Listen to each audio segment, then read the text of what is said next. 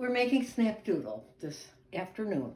The first thing I want to say is the recipe says to use an 8x8 pan, which is fine. That's what I've always done all these years. But recently I got the idea to use this size pan, which is, I think, slightly larger, but I don't see where it says the size, because I thought we would get a lower cake with more topping per cake. So that's why I'm using this. But you can use an 8x8 pan and you get a higher cake and it's just fine. I just greased the pan. I don't think the recipe says to do that, but do it. All right, here is 1 cup of sugar. We can get it out of the pot.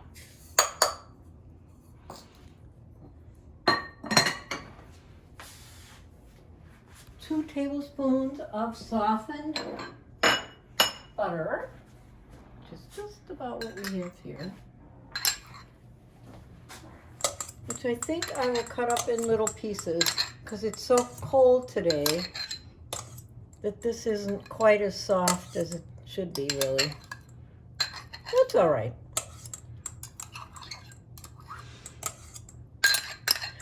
This is a recipe that my mother used to make. Maybe her mother, I don't know. Sometimes on Sunday mornings we would have this.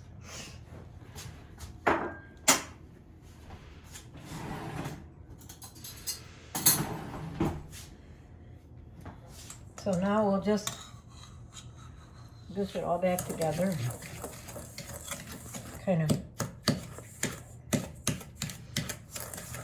stir it up a bit.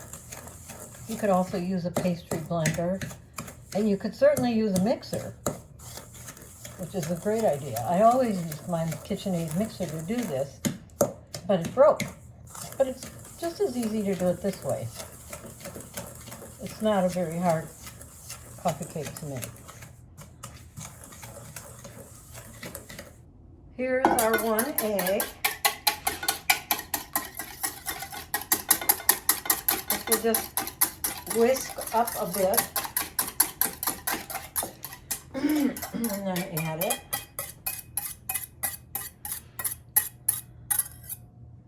All right, and here comes 1 cup of milk, which is very hard for me to get right unless worked really well that time.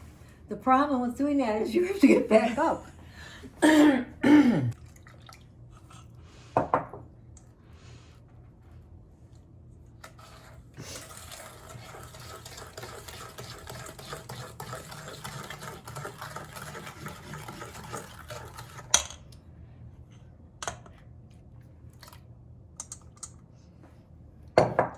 If you're doing this in an electric mixer, you might want to add some of the flour before you put the rest of the milk in, because otherwise your mixer may fling the liquid all over the kitchen. I should have waited, but I didn't. Okay, now we're going to sift ourselves some flour.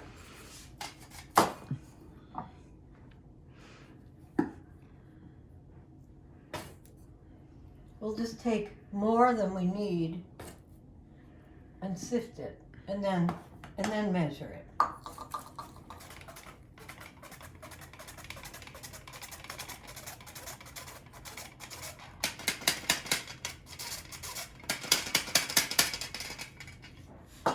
Now we're measuring 2 cups of flour. If I can remember what I did with the knife, here it is.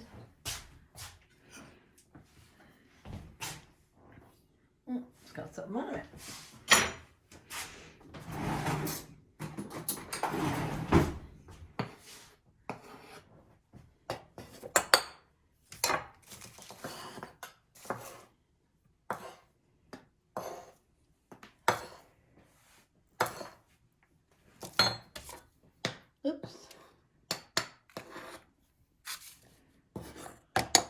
Okay, there's our 2 cups of flour.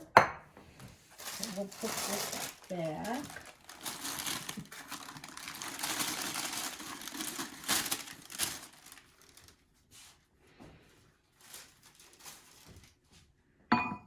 And now we'll sift that with 2 teaspoons of baking powder.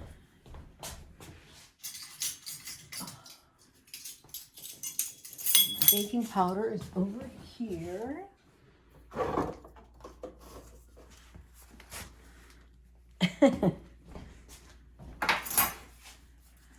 When it says to sift these things together,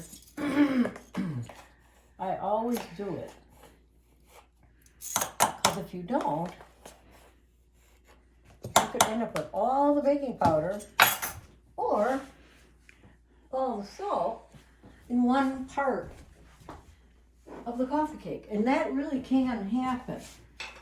Somebody will be eating a piece of your Snapdoodle and they'll get all the salt. So that's why you sit together.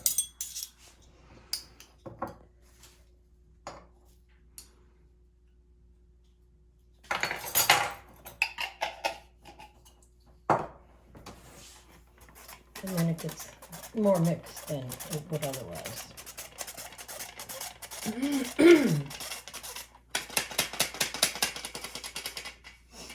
Okay, we'll just put some of this in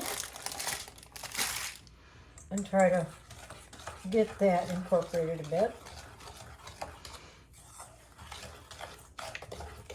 And then we'll do some more.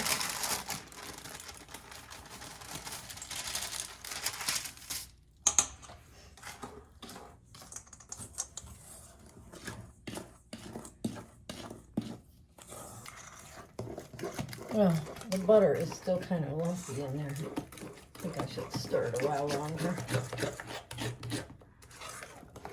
I guess it would melt in the coffee cake, but still wouldn't be even. So we'll just finish off mixing it a little bit more, and then we'll put it in the pan.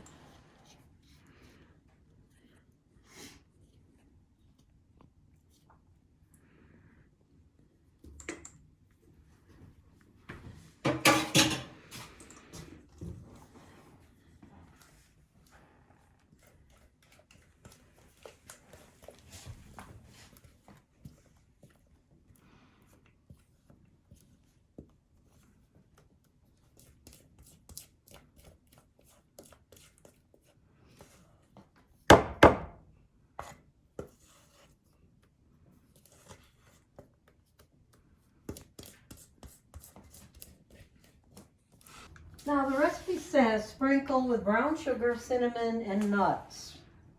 It does not say how much. So it's entirely up to you. So in this part, you can watch what I do, but you can do whatever you want. It's very unspecific. But I think I would consider this sprinkling. And by the way, you didn't see me do it, but I did just wash my hands again. Just to be extra clean. Okay. Oh, there's a little corner that doesn't have any. So it's very up to you. This is cinnamon, which I don't like this shaker.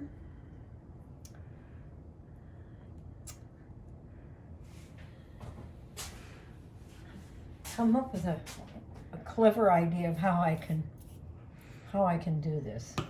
Well, in the meantime, I'll put on some nutmeg, because it doesn't call for nutmeg, but I like nutmeg, so I put on a little nutmeg, just sprinkled like that, very tiny amount, but that's it. What am I going to do about this cinnamon? I'm afraid it's going to dump on there. I don't like this thing. How about, because I don't like this and it dumps, I put it in this little bowl and it's still kind of dumping. But I am sort of sprinkling. Might be a little more cinnamon. Some people don't like cinnamon. If you don't like it, you don't have to use it at all. But then use something else, because it does add. There's always, nutmeg, allspice. I don't know that you'd want ginger, but maybe you would. You could try it. And then it calls for nuts. And Papa likes walnuts, and I like pecans. So today I'm using pecans. You could use whatever you have or whatever you like. The topping ingredients are not, there are no amounts given. So, as I said, it's entirely up to you. You could use more nuts than that, or less, or no nuts, especially if somebody's allergic. Whatever you like. Now comes the important part. This is butter. The recipe says dot with bits of butter. It does not tell you how much to use altogether. So I do it like this. These are bits of butter. And I try to get them evenly kind of divided around. And this part of the coffee cake always reminds me of my brother, because in olden times, when my mother used to make this, the brown sugar was not like it is now. If you had your brown sugar for a while, it was like a brick when you opened it. And sometimes you'd hit it with a hammer to use it. And so if you sprinkled the brown sugar on top of the Snapdoodle, you had hard, chunky things here and there of brown sugar. And then when you put the butter on, when the cake is in the oven, the butter melts and it sinks down in, and it used to carry these chunks down inside the cake. So you'd be eating your piece of cake and you'd get this chunk of brown sugar, which my brother particularly liked. So he'd try to find the piece that had sunken brown sugar. But now brown sugar isn't like that anymore, which is a good thing, really. And it really kind of mutilates your butter, but who cares? And that is it. If you bake it in this shallower dish, you would bake it for about 30 minutes. So this recipe for Snapdoodle has always been a family favorite. Especially, well, I think everybody liked it, but David especially liked this recipe. So I should make it more often. Now it's going in the oven. Okay, this has been in the oven only 25 minutes, and it's done. Okay, now we're going to make a little frosting to drizzle on top of this coffee cake. I'm using a half a cup measure because I didn't wash the 1 cup measure yet, but I want to use 1 cup. That should be enough, I think. And here's a long story about frosting. This glaze that would go on the Snapdoodle is confectioner sugar, powdered sugar, liquid, a little vanilla, and that's it. And I am tempted to use as my liquid water, because I noticed at Christmas time when I iced the cutout cookies, I used confectioner sugar and milk. And milk will turn yellow after a period of time. And we didn't have enough people here to gobble the cookies up right away. So my father told me that when I was a baby, he had a second job at a bakery. And when they iced their cookies and coffee cakes, they used water instead of milk, because then the frosting would never turn yellow. So you can eat it if it turns yellow. It just looks kind of odd, but there's nothing wrong with it. But I'm going to use water right now. So I'll just put in a tablespoon, maybe 2 tablespoons, and we'll see if that's enough. If it's too much, I'll put in some more powdered sugar. Oh, I'll move over here.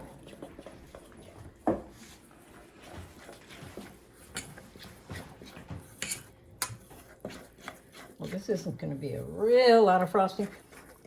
If you're really fond of frosting, you could always make twice as much, because this is a hand-me-down kind of a recipe. Not everything is clear. So we'll just go with that. And then we'll use a little bit of vanilla. And I really use just even less than a quarter, just a couple of drops of vanilla.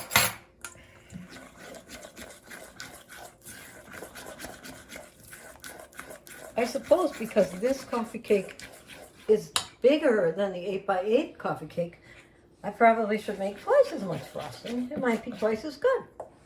We'll try that next time.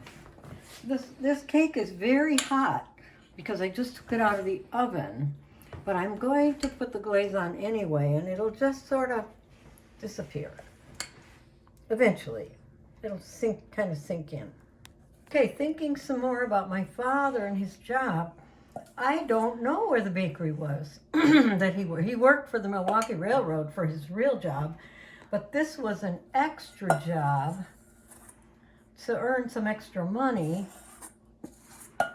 and I don't know where the bakery was, but it was sort of a family story that I was very young, and they had rolls in that bakery that they called Long Johns, and only I apparently used to call them John biscuits.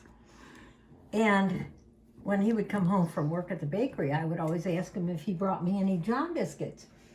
So that was a kind of a family story. So I must have been very young. I don't remember that at all.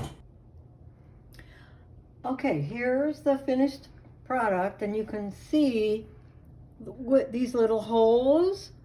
That's where the butter melted. Those bits of butter melted down inside the coffee cake like they were supposed to do.